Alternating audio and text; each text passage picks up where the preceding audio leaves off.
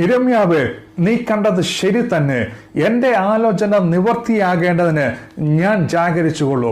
ദൈവം യിരെമ്യാവിനോട് പറയുകയാണ്, യിരെമ്യാവേ, നീ കണ്ടത് ശരി തന്നെ.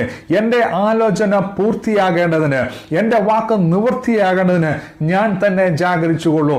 ഒരു മനുഷ്യനും ജാഗരിച്ചില്ലെന്ന് പറഞ്ഞാലോ, ഒരു മനുഷ്യനും ഓർത്തില്ലെന്ന് പറഞ്ഞാലോ, എൻ്റെ വായിൽ നിന്ന് പുറപ്പെട്ട എൻ്റെ വചനമാകിയാൽ, എൻ്റെ വായിൽ നിന്ന് പുറപ്പെട്ട വാഗ്ദത്തമാകിയാൽ, എൻ്റെ വായിൽ നിന്ന് പുറപ്പെട്ട ആലോചനയാകിയാൽ അതിനെ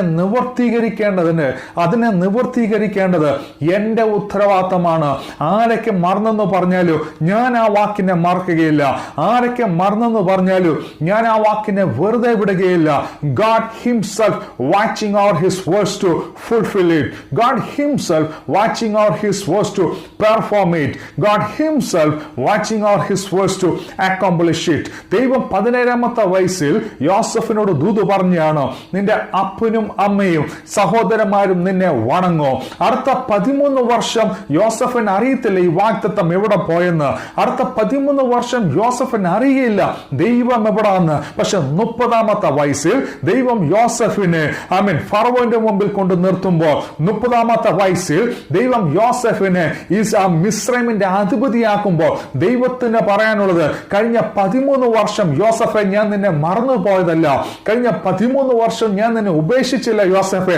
മറിച്ച് എൻ്റെ വാഗ്ദത്തം നിവർത്തിയാകേണ്ടതിന്, എൻ്റെ ആലോചന നിവർത്തിയാകേണ്ടതിന്, എനിക്ക് നിന്നെ കുറിച്ചുള്ള വാക്ക് പൂർത്തീകരിക്കേണ്ടതിന് ഞാൻ തന്നെ എൻ്റെ വാക്കിന്റെ പിന്നിൽ ജാഗരിച്ചു കൊണ്ടിരിക്കുകയായിരുന്നു.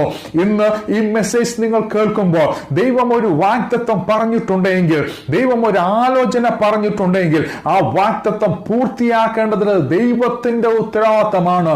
ദൈവം എന്നെ കുറിച്ച് പറഞ്ഞ വാഗ്ദത്തം, ദൈവം നിങ്ങളെ കുറിച്ച് പറഞ്ഞ വാഗ്ദത്തം, ദൈവം നിങ്ങളുടെ തലമുറ നോക്കി പറഞ്ഞ വാഗ്ദത്തം, ആ വാഗ്ദത്തം പൂർത്തീകരിക്കേണ്ടത് ആ ദൈവത്തിന്റെ ഉത്തരവാദിത്തമാണ്. God himself watching over his words to accomplish